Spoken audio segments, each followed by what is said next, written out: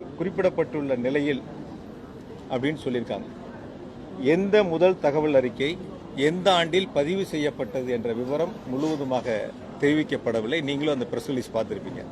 அது எந்த வருஷம் போட்ட எஃப்ஐஆர், என்ன மாதிரியான எஃப்ஐஆர் என்பது முழுவதுமாக தெரிவிக்கப்படவில்லை. அதேபோல பணியிட மாற்றங்கள் என்பது அந்த பணியிட மாற்றங்கள் என்பது அவருடைய குடும்ப சூழ்நிலை, மருத்துவ காரணங்கள், இப்படி அடிப்படை காரணங்களுக்காக நிறுவனத்தால், டாஸ்மாக் நிறுவனத்தால் வழங்கப்படக்கூடிய பணியிடை மாற்றங்கள். அதில் எந்தவித தவறுகளும் இல்லை.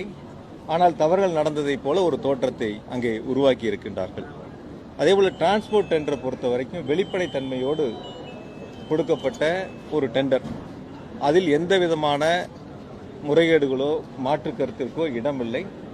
அதில் அவர்கள் ஆவணங்களை எடுத்ததாக குறிப்பிட்டிருக்கின்றார்கள்.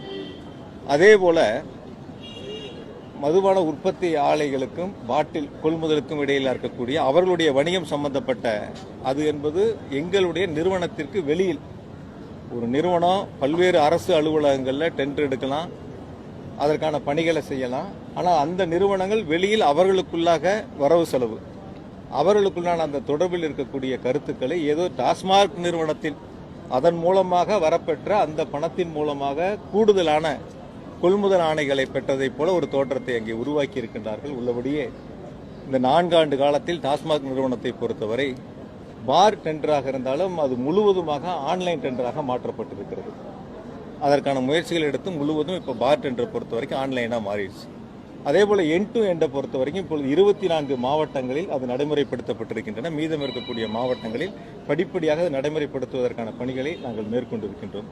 எனவே பொதுவாக அவர்கள் சொல்லியிருக்கக்கூடிய அந்த 1000 கோடி முறைகேடு என்பது எந்த அடிப்படையில் எந்தவித முகாந்தரமும் இல்லாமல் பொத்தாம் பொதுவாக அது போன்ற கருத்துக்களை சொல்லியிருக்கிறார்கள். நான் ஒரே ஒரு கருத்து மட்டும் உங்களுக்கு சொல்லிடுறேன். இந்த 1000 கோடி என்பதை முன்னதாக ஒருவர் சொல்லுகிறார். அவர் யாருன்னு உங்களுக்கு தெரியும். முன்னதாக ஒருவர் பேட்டியிலே 1000 கோடி என்று சொல்லுகிறார். பின்னர் அமலாக்கத்துறை அதே 1000 கோடியை அந்த அறிக்கையிலே பதிவிட்டு 1000 கோடி என்று அவர்கள் அந்த கருத்தை முன்வைக்கின்றார்கள். எனவே இந்த இதில் 1000 அர்த்தங்கள் அதில் அடங்கி இருக்கிறது. அது உங்களுக்கு நன்றாக தெரியும் என்று நான் நம்புகின்றேன். மக்களுக்கும் அது நன்றாக தெரியும். எனவே இந்த அமலாக்கத்துறையினுடைய சோதனைகள் என்பதை எங்களுடைய டாஸ்மாக் நிறுவனத்தை பொறுத்தவரை, அரசை பொறுத்தவரை சட்ட ரீதியாக எதிர்கொள்வதற்கு நாங்கள் தயாராக இருக்கின்றோம். வெளிப்படைத்தன்மையுடன் இந்த நிறுவனம் செயல்பட்டுக் கொண்டிருக்கின்றன. எனவே இதில் எந்த விதமான மாற்று கருத்தும் இல்லை. உள்நோக்கத்தை கற்பிக்க வேண்டிய அவசியம் இல்லை. குறிப்பாக இன்று பேசிய எதிர்க்கட்சி தலைவர் கூட ஒரு நேரத்தில் 1000 கோடி, இன்னொரு நேரங்களில் 40,000 கோடின்னு இருக்காங்க. இது சினிமா படத்தில் வரவில்லை, 1000, 2000, 3000 அந்த மாதிரி கடந்த காலங்களில் அவர்கள் ஆட்சியில் இருந்த பொழுது என்ன நடைமுறைகள் இருந்ததோ அந்த நடைமுறைகள் எல்லாம் இப்பொழுது மெருகேற்றப்பட்டு கூடுதலாக என்னென்ன முயற்சிகள் எடுக்க முடியுமோ அதெல்லாம் எடுத்து டாஸ்மாக் நிறுவனம் இப்பொழுது புதுப்பொலிவுடன் இன்னும் நாம் செயல்படுத்த வேண்டிய பணிகளும் இருக்கின்றன. எனவே எந்த விதமான தவறுகளுக்கும் இடமில்லாமல் வெளிப்படைத்தன்மையோடு டெண்டர்கள் நடைபெற்றுக் கொண்டிருக்கின்றன.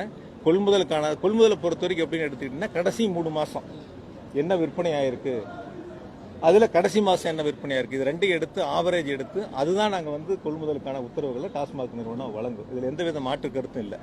இது முழுக்க நடைமுறைப்படுத்தப்படக்கூடிய ஒரு புதிய நடைமுறையாக நாங்கள் கொண்டு வந்திருக்கோம். கடைசி 3 வருஷம் ஒவ்வொரு பிராண்டும் என்ன சேல் ஆகுது, மக்கள் என்ன பயன்படுத்தியிருக்காங்க, அதில் கடைசி மாதம் என்ன பயன்படுத்துங்க, ரெண்டையும் ஆவரேஜ் எடுத்து தான் கொள்முதலுக்கான உத்தரவுகள் வழங்கப்படுகின்றன. எனவே யாருக்கும் இந்த கொள்முதலை பொறுத்தவரை சலுகைகள் காட்டப்படுவதில்லை, யாருக்கும் கூடுதலோ குறைப்பதற்கான நடவடிக்கைகள் எதுவும் மேற்கொள்ளப்படுவதில்லை. வெளிப்படைத்தன்மையோடு இருக்கிறது. எனவே அவருடைய அறிக்கையை பொறுத்தவரை எந்த விதமான ஒரு தவறுகளும் டாஸ்மாக் நிறுவனத்தில் நடைபெறவில்லை. எனவே அமலாக்கத்துறையை பொறுத்தவரை எடுத்திருக்கக்கூடிய அந்த சோதனைகள் அடிப்படையில் எடுத்துக்கொள்ளக்கூடிய நடவடிக்கைகளை தமிழ்நாடு அரசு, தமிழ்நாடு வாணிப கழகம், டாஸ்மாக் நிறுவனம் சட்ட ரீதியாக எதிர்கொள்ளும். அதைத்தான் இப்ப நான் சொன்னேன். ஒருவர் முன்னதாக 1000 கோடின்னு சொல்றாரு, பின்னாடி அமலாக்கத்துறை அதே எண்ணிக்கை 1000 கோடி அப்படிங்கிறத பதிவிட்டு சொல்றாங்க. பொதுவாக ஒரே ஒரு கருத்து, இன்னைக்கு மிக பிரம்மாண்டமான அனைத்து தரப்பட்ட மக்களாலும் வரவேற்கக்கூடிய ஒரு நிதிநிலை அறிக்கையை முதலமைச்சருடைய வழிகாட்டுதலோடு நிதியமைச்சர் அவர்கள் சட்டமன்றத்திலே தாக்கல் செய்திருக்கிறார்கள். இந்த அமலாக்கத்துறையுடைய சோதனைகள் நிறைவேற்றி இப்போ எத்தனை நாள் ஆச்சு? 3 நாள் ரைடு நடத்தினாங்க, முடிஞ்சு இப்போ எத்தனை நாள் ஆச்சு? அது ஏன் நேற்று மாலை அந்த அறிக்கையை வெளியிடணும்? இன்றைய நிதிநிலை அறிக்கையில் அரசின் சார்பில் மாண்புமிகு முதலமைச்சர்கள் நாட்டு மக்களுக்கு பல்வேறு சிறப்பு திட்டங்களை வழங்க இருக்கக்கூடிய சூழ்நிலையில் இதை மக்களிடத்தில் தவறான ஒரு விஷம பிரச்சாரமாக மக்களிடத்தில் மூடி மறைப்பதற்காக ஒரு தோற்றத்தை அவர்கள் உருவாக்குவதற்காக நேற்று மாலை அவசரமாக இந்த அறிக்கையை வெளியிட்டிருக்கின்றார்கள். எனவே அரசினுடைய திட்டங்களை மாண்புமிகு முதலமைச்சருடைய திட்டங்களை நிதிநிலை அறிக்கையிலே மக்களிடம் மறைப்பதற்கான அந்த முயற்சிகள் ஒருபோதும் அவர்கள் எடுத்திருக்கக்கூடிய முயற்சிகள் பலிக்காது. எனவே மாண்புமிகு முதலமைச்சர்கள் இந்த மும்மொழி கொள்கை, தொகுதி வரையறை இது ரெண்டையும் தமிழ்நாட்டு மக்களிடத்தில் இதனால் ஏற்படக்கூடிய பாதிப்புகளை அடித்தட்டு மக்கள் வரை எடுத்து சென்றிருக்காங்க.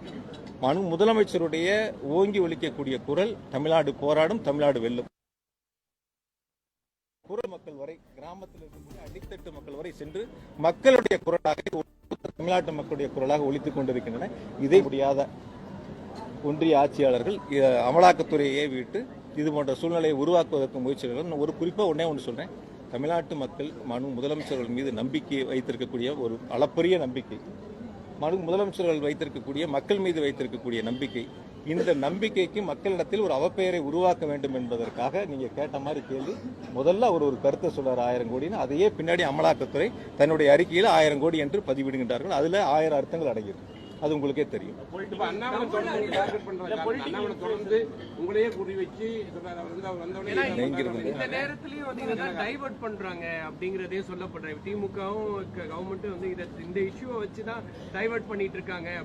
எந்த இஷ்யூ? இல்ல சார், இருக்கிறத நாட்டு மக்களுக்கு சொல்றதுல என்ன தவறுன்னு கேட்கிறேன். இப்ப நீங்க தொகுதி குறையறத ஒத்துக்கிறீங்களா? இல்ல பொதுவான பிரச்சனை தானே, நம்முடைய பாதிப்பு தானே. அதை யார் சொல்லணும்? ஆட்சியில் இருக்கக்கூடிய முதலமைச்சர் தான் சொல்றாங்க. இதனால் ஏற்படக்கூடிய பாதிப்புகள் என்ன, நம்முடைய நிலைமை எப்படி இருக்கும், டெல்லியில பாராளுமன்றத்தில் நம்முடைய குரல் எப்படி இருக்கும், அப்படி ஒரு நடைமுறை வந்தால் நமக்கு என்னென்ன பாதிப்புகள் எல்லாம் ஏற்படுவேங்கிறது எடுத்து சொல்லக்கூடிய இடத்துல அரசு இருக்கு, முதலமைச்சர் இருக்காங்க. அதை தான் சொல்றாங்க. அதை நம்ம சொல்லாம இருக்க முடியாதுல்ல. இந்த நேரத்துல அதை சொல்லி அரசியல் பண்றீங்கன்றதுதான் மொத்தம். இல்ல சார், இதுல அரசியலே கிடையாது. தயவுசெய்து நீங்க அப்படி பாக்குறீங்களா? இது அரசியலே கிடையாது. நீங்க அப்படி பார்க்கல, நாங்களும் அப்படி பார்க்கல, மக்களும் அப்படி பார்க்கல. தமிழ்நாட்டு மக்களுக்கு குறிப்பாக எந்தெந்த மாநிலங்களுடைய தொகுதியில் எண்ணிக்கை குறைகிறதோ அங்கு ஏற்படக்கூடிய பாதிப்புகளைத்தான் அரசும் முதலமைச்சரும் சுட்டி காட்டுகின்றார்கள். எந்த விதமான அரசியலும் இல்லை. இப்ப தொகுதி குறைக்காம இருந்தாலோ அல்லது முதலமைச்சர் சொல்லுகின்ற வரை அமைந்தாலோ நம்ம இதை சொல்ல போறோமா? இதை கையில் எடுக்க போறோமா? முதலமைச்சர் எடுக்க போறாங்களா? அனைத்து கட்சி கூட்டத்தை கூட்ட போறாங்களா? கிடையாது. அவர்கள் செய்வதனால் என்ன பாதிப்புகள் ஏற்படுகிறதோ அதை முன்னின்று முதலமைச்சர்கள் இந்தியா முழுக்க இருக்கக்கூடிய பாதிப்புகள் ஏற்படக்கூடிய மாநிலங்களை ஒருங்கிணைத்து ஒரு ஆளுமை மிக்க தலைவராக, ஒரு நெஞ்சுரம் மிக்க முதலமைச்சராக அதை முன்னெடுத்து செல்கின்றார். அதை பொறுத்துக் கொள்ள முடியாமல் இது போன்ற செயல்களில் ஈடுபட்டுக் கொண்டிருக்கின்றார். சார், அதாவது என்னன்னு இல்ல, பொதுவாக நீங்க பாத்தீங்க கடைசியா மைன்ஸ்ல கூட அந்த வேலைகளை முயற்சி எடுத்து பார்த்தாங்க. பொதுவான கருத்துக்கள் ஏதேனும் அரசின் மீது ஒரு அவதூறுகளை பரப்ப வேண்டும், மக்களிடத்தில் இருக்கக்கூடிய நற்பெயருக்கு, செல்வாக்கிற்கு ஒரு களங்கம் ஏற்படுத்த வேண்டும் என்ற குறுகிய மனப்பான்மையோடு இது போன்ற செயல்களில் ஈடுபட்டுக் கொண்டிருக்கின்றனர். இதை நாங்கள் சட்ட ரீதியாக அரசும் டாஸ்மாக் நிறுவனம் எதிர்கொள்ளும். இல்ல, இது சம்பந்தமா அடுத்த கட்ட நடவடிக்கை நாங்க பேசி அதுக்கு அடுத்த கட்ட நடவடிக்கை. சார், அதுக்கும் இதுக்கும் மாறுபட்ட சிந்தனைகள். அதாவது ஒரு செய்தியை நீங்க பெருசாக்கணுங்கிறதுக்காக நீங்க கொடுத்த செய்தி போடுவீங்கல்ல, செய்திகள் போடுவீங்கல்ல உறுதியா, அதனால அதுக்காக ஒரு செய்திகள் அவங்க கொடுக்குறாங்க. அதுக்கு இதுக்கும் வித்தியாசத்தை உங்களுக்கே தெரியும். என்ன வித்தியாசங்கள்? டெல்லியா இருக்கட்டும், சத்தீஸ்கரா இருக்கட்டும், தமிழ்நாடா இருக்கட்டும். தமிழ்நாட்டில் டாஸ்மாக் நிறுவனங்கிறதும் அரசே நடத்தக்கூடிய ஒரு நிறுவனம், அது வணிக நோக்கத்தோட நடத்தக்கூடிய நிறுவனம், அது வெளிப்படைத்தன்மையோட நடத்தக்கூடிய நிறுவனம். டெல்லியை போல தனியார் கிடையாது இல்ல. அதுல இருந்து நான் கொள்கை முடிவு எடுக்கலையில. நாங்க ஏதாவது புதுசா கொள்கை முடிவு எடுத்தோமான டாஸ்மாக் நிறுவனத்துல, இல்ல புதிய ஆலைகளுக்கு ஏதாவது நாங்க அனுமதி கொடுத்தோமான்னு கேட்கிறேன் நான். இல்ல புதிய கடைகள் ஏதாவது திறப்பதற்கு நாங்கள் அனுமதி கொடுத்தோமான்னு கேட்கிறேன். ஏற்கனவே இருந்த கடையில் 500 கடைகள் நாங்கள் மூடி இருக்கோம். அதுல பணியாற்றவங்க எல்லாத்துக்கும் கலந்தாய்வு மூலமா எந்தெந்த கடைகள் வேணுமோ அவங்களுக்கு 2000 பேருக்கு மேற்பட்டவங்களுக்கு பணியிடங்களை வழங்கியிருக்கோம். அதனால நாங்கள் எந்த விதமான புதிய கொள்கை முடிவுகளும் நாங்கள் எடுக்கல. ஏற்கனவே இந்த டாஸ்மாக் நிறுவனம் தொடங்கப்பட்ட பொழுது என்ன முயற்சிகள் எடுத்தார்களோ, என்ன கொள்கை முடிவுகள் எடுத்தார்களோ அதன் அடிப்படையில் தான் செயல்பட்டு இருக்கு. நான் ஒண்ணுதான் கேட்கிறேன், அவங்க ஏற்கனவே பதிவு செய்யப்பட்ட எஃப்ஐஆர்களின் அடிப்படையில் இருக்காங்க. அது எந்தெந்த எஃப்ஐஆர் எந்த வருஷம் பதிவு பண்ணுச்சு, அது எந்த வருஷங்கிறது சொல்லணும்ல. இந்தந்த வருஷங்கள்ல பதிவு செய்யப்பட்ட. நான் ஒண்ணு கேட்கிறேன், ஒரு நிறுவனங்கள்ல ஒரு கடைகள்ல ஒரு ஊழியர் தவறு செய்யறார் அப்படின்னு ஒரு புகார் வருகின்ற பொழுது விசாரித்து டாஸ்மாக் நிறுவனம் நடவடிக்கை எடுத்தால் அது தவறான்னு கேட்கிறேன் நான். இப்ப 4700 கடை இருக்குன்னா ஒரு 10 கடையில தவறு செஞ்சிடறாங்கன்னு வச்சுங்க ஒரு உதாரணத்துக்கு. அந்த 10 கடைகள்ல ஆய்வு செய்து டாஸ்மாக் நிறுவனம் நடவடிக்கை எடுத்தா அது தவறான்னு கேட்கிறேன். நடவடிக்கை எடுத்து அதன் மீது எஃப்ஐஆர் போடப்பட்டா அந்த எஃப்ஐஆர் ஒருங்கிணைச்சு அது டாஸ்மாக் நிறுவனத்தினுடைய மேலாண்மை இயக்குனர் உட்பட உயரதிகாரிகளுக்கு எப்படி பொருந்தும்னு கேட்கிறேன். ஒரு சிம்பிள் கொஸ்டின் சார். இங்க இருக்கிற தவறா சொல்லல, இங்க இருக்கிற யாராவது ஒருத்தர், உங்களில் ஒருத்தரோ யாரோ ஒருத்தர் தவறு செஞ்சா அதுக்கு உங்களுடைய எம்டி பொறுப்பா வரான்னு கேட்கறேன். அப்படி ஆக முடியுமான்னு கேட்கறேன். அதுக்கு இடம் இருக்கான்னு கேட்கறேன். யாரோ கடைநிலையில் இருக்கக்கூடிய ஒருவர் தவறு செய்தால் அந்த தவறின் மீது நிர்வாகம் நடவடிக்கை எடுத்தால் அந்த எஃப்ஐஆர்களை நாங்கள் சேர்த்து அதன் மூலமாக நாங்கள் சோதனை என்ற பெயரில் வந்து ஆய்வு நடத்தியிருக்கோம், அதில் ஆவணங்களை கைப்பற்றிருக்கோம். நாங்கள் அது சட்ட ரீதியாக எதிர்கொள்வதற்கு நாங்கள் தயாராக இருக்கோம். அவங்களும் நீதிமன்றத்தில் அதுக்கான ஆவணங்களை கொடுப்பாங்க, நாங்களும் நீதிமன்றத்தில் கொடுப்போம். சட்ட ரீதியாக நாங்கள் எதிர்கொள்வதற்கு தயாராக இருக்கோம். ரொம்ப ஒருங்கிணைச்சு ரொம்ப பிரமாதமா இந்த கரப்ஷன் நடந்திருக்கு. விலை வந்து 10 to 30 ரூபாய்க்கு அதிகமா இருக்கு. மூணாவது, உச்சநீதிமன்றம் உங்களை நீங்க ராஜினாமா பண்ணுங்கன்னு கேட்டிருக்கு. அதுக்கு நீங்க என்ன சொல்றீங்க? உச்சநீதிமன்றம் ராஜினாமா பண்ணுங்கன்னு கேட்கலாம். பண்ணுவீங்களா? பண்ணுவீங்கன்னு சொல்லல, பண்ணுவீங்களா அதெல்லாம் பண்ணியிருந்தா என்னோட ஜாமீனத்திலேயே வந்திருக்கும். பொதுவான கருத்துக்கள் நான் இப்போ அதான் சொன்னேன். அவங்களுடைய அறிக்கைக்கு நான் பதில் சொல்லியிருக்கேன். என்னென்ன தவறுகள்லாம் அவங்க வந்து குறிப்பிட்டு சொல்லியிருக்கிறாங்களோ அது அவங்க நீங்கள் இப்போ கூடுதலாக சொல்றீங்க இல்லையா, அது மீது தான் நாங்கள் எஃப்ஐஆர் போட்டிருக்கோம். அது மீது நடவடிக்கை எடுத்தா எஃப்ஐஆர் போட்டிருக்கோம். அப்போ அந்த நடவடிக்கை, அந்த எஃப்ஐஆரே தவறுன்னு சொல்றீங்களான்னு கேட்குறேன். கீழ்நிலையில் இருக்கக்கூடிய தவறுகளை சுட்டிக்காட்டி நாங்கள் ஆய்வு செய்து நிறுவனம் நடவடிக்கை எடுத்து அதன் மீது வழக்கு பதிவு செய்யப்பட்டிருக்கு. அந்த வழக்கில் எஃப்ஐஆரின் அடிப்படையில் நாங்கள் ஆய்வு மேற்கொண்டோம்னு சொல்றது. அப்ப கடைநிலையில் இருக்கக்கூடிய ஏதேனும் ஒரு அலுவலகத்தில் கடைநிலை ஊழியர் தவறு செய்தால் அதனுடைய உயர் அதிகாரிகள் பொறுப்பாவார்கள் என்று சொன்னால் எப்படி அதை ஏற்றுக்கொள்ள முடியும்? நீங்க அதை ஏத்துக்கிறேன்னு சொல்லுங்க, நான் ஒத்துக்கிறேன். அப்படி ஏத்துக்க முடியுமான்னு கேட்கிறேன். அதனால பொதுவா பொறுத்த வரைக்கும் அவருடைய அறிக்கைக்கு பிறகு நாங்கள் சட்ட ரீதியாக இதை எதிர்கொள்வதற்கு தயாராகி கொண்டிருக்கின்றோம். சட்டப்படி சந்திப்போம். ஊழலுக்கு காரணமான அமைச்சர்கள் செந்தில் பாலாஜி, முத்துசாமி இருவரும் பதவி நீக்கப்படணும்னு சொல்லி பாமக தலைவர் அன்புமணி அறிக்கை கொடுத்திருக்காரு சார். நிறைய கருத்துக்கள், நிறைய செய்திகள் இருக்கும். நாங்கள் வந்த இந்த தவறை இதுவே தவறுன்னு சொல்றோம். அப்புறம் நீங்க எப்படி வந்து இந்த கருத்துக்கு இடம் அங்க இருக்கு? ஆய்வின் அடிப்படையில் எந்தவித முகாந்திரமும் இல்லைன்னு நாங்கள் சொல்கிறோம். இது கோர்ட்டில் நாங்கள் ஃபைல் பண்ணி அதுக்கப்புறம் நீதிமன்றத்தின் உத்தரவு அடிப்படையில் தான் சரியா தவறாங்கிறது அப்புறம் தெரியும். நாங்கள் தவறே இல்லைன்னு சொல்கிறோம். அதெல்லாம் அதுக்கு அந்த கேள்விக்கு இடமே கிடையாது. அதுக்கு வந்து வழக்கு தனியாக நடந்துச்சு.